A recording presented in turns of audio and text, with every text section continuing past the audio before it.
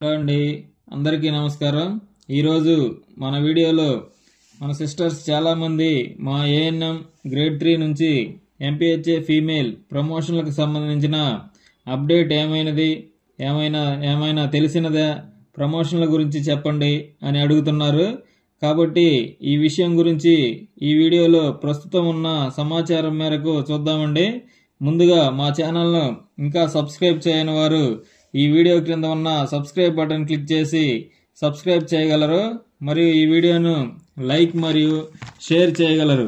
ఇక ఈరోజు వీడియోలోకి వెళితే, మనం ఇంతకు ముందు చెప్పిన విధంగా ఈ ప్రమోషన్లపై నమోదైన కేసుకు సంబంధించి 6/1/2025న 4 వారాలు సమయం అడిగారు. కాబట్టి ఆ తర్వాత ఒక క్లారిటీ అయితే వస్తుంది. కొంతమంది అసలు ఈ ప్రమోషన్లు ఇస్తారా, ఇవ్వరా, సచివాలయాల రేషనలైజేషన్ వలన ఈ ప్రమోషన్లు ఆపేస్తారా అని అడుగుతున్నారు. రేషనలైజేషన్ వలన ఈ ఏఎన్ఎం గ్రేడ్ 3 నుంచి ఎంపీహెచ్ఏ ఫీమేల్ ప్రమోషన్లకు ఎటువంటి ఇబ్బంది ఉండదండి. ప్రమోషన్ల ప్రక్రియ అయితే ఖచ్చితంగా ముందుకు వెళ్ళవచ్చు.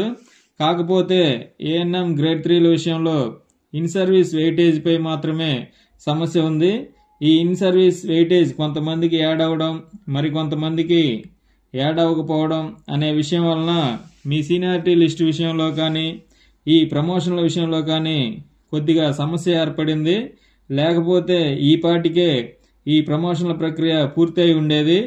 ఉదాహరణకు, సచివాలయాల్లో పనిచేసే విలేజ్ అగ్రికల్చర్ అసిస్టెంట్లకు అగ్రికల్చర్ ఎక్స్టెన్షన్ ఆఫీసర్లుగా ప్రమోషన్ పూర్తయినది. అదేవిధంగా ప్రస్తుతం పంచాయత్ సెక్రటరీ గ్రేడ్ 5 వారికి పంచాయత్ సెక్రటరీ గ్రేడ్ 4గా ప్రమోషన్లు ఇస్తున్నారు. పంచాయత్ సెక్రటరీ గ్రేడ్ 5 వారికి పంచాయత్ సెక్రటరీ గ్రేడ్ 4గా ప్రమోషన్లు ఇస్తున్నారు. వారి ప్రమోషన్ల ప్రక్రియ యథావిధిగా సాగుతుంది. అదేవిధంగా మరొక విషయం ఏమిటంటే, సచివాలయాలు మరియు సచివాలయ ఉద్యోగుల రేషనలైజేషన్ వలన ఈ ఏఎన్ఎం గ్రేడ్ 3 నుంచి ఎంపీహెచ్ఏ ఫీమేల్ ప్రమోషన్లకు ఎటువంటి ఇబ్బంది ఉండదండి. మీరు ఒకవేళ రేషనలైజేషన్లో వేరే ప్రాంతానికి వెళ్ళినా మెరిట్ లిస్టులో మీ పేరు ఉంటే ఖచ్చితంగా మీకు ప్రమోషన్ వస్తుంది. ఇంకా సీనియారిటీ లిస్టులు కూడా కొన్ని జిల్లాల్లో రావాల్సి ఉన్నది. ఇంకా ఈ ప్రమోషన్ ప్రక్రియ లేట్ అవడానికి మరొక కారణం ఏమిటంటే, ప్రస్తుతం కాంట్రాక్ట్ మరియు అవుట్సోర్సింగ్ పద్ధతిలో ఫార్మసిస్ట్ మరియు స్టాఫ్ నర్స్ వంటి పలు రకాల నియామకాలు జరుగుతున్న కారణంగా ఆ పనిలో అధికారులు నిమగ్నమై ఉన్నందువలన, అదేవిధంగా ఈలోగా కోర్టు కేసు విషయంలో కూడా ఒక క్లారిటీ వచ్చే అవకాశం ఉన్నందున కొద్దిగా ఈ ప్రాసెస్ డిలే అవుతూ ఉండొచ్చు. ఈ ప్రాసెస్లో ఎలాంటి అప్డేట్ ఉన్నా ఖచ్చితంగా షేర్ చేస్తాము.